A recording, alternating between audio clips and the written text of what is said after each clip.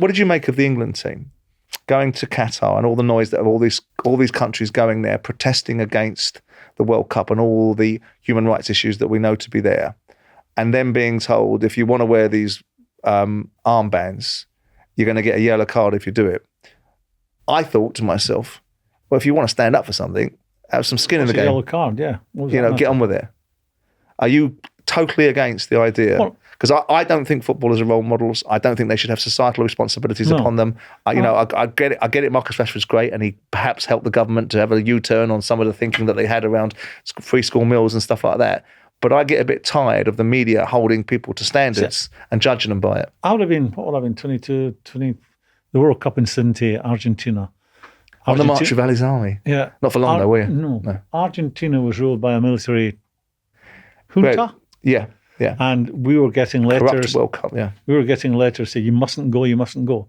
Now, for me, knowing what I know now, read a lot more, I like to think more worldly, I wouldn't go to that if it was now and I was a player, knowing what I know now. I mean, you talk about... So hang on, you just said that you don't think you should stand for anything, and now you're saying that you should stand for something. Your country calls you, you're a proud Scotsman, I'm talking about a football player at 23, 24 is fully concentrated on his job, which is to play football. Yeah. I don't expect them to be worldly and well-read about every situation in the Middle East or South America or wherever else. So I think for them as a football player... So you're saying if they are well-read and well-rehearsed, that they have the right to have these opinions and use the pitch that's not an opinion, and the platform and the court as a leverage. Wearing an armband and refusing to go and play in a World Cup because there is hundreds, if not thousands, of young people disappearing from their homes week, month on month for a number of years. That's a very different story to you staying. Yeah, I suppose I see your point. What you're saying is actually I'd have the balls to back it up. If I knew what I knew, if I knew then what I knew now, actually I would sacrifice something and not play for my country because I believe in the fact that this was an appalling World Cup to be awarded to an appalling country, and rather than virtue signaling my way into actually doing nothing, I'd have the balls to stand down. Leadership, I suppose. Do you think leaders are born, or do you think they're manufactured? That's a difficult one. I can only speak for myself. I came from, as you've alluded to, I'm an extremely confident person. I was the youngest of three sons. Yep.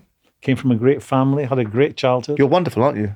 In your eyes, my opinion, I know you are, Graeme. No, but I'm trying to... I didn't know until you told me, but I do know now. I'm trying to explain to whoever will listen to this, my confidence came from where? I think it was because of my upbringing, because of the parents I had and because of the brothers I had and the environment I grew up in. And did that make me a leader? It certainly made me confident. And I think if you're confident, there's no leadership. But it's natural leaders, isn't there? Yeah, there's no leadership without being confident. Yeah. I built businesses and I stood out in front and I do the things I do because I know I'm a natural leader. I might not always be right, but I bring people, I think leaders bring them with you. You might an ability to have confrontation, not steer away from it. Did he just say you're not always right?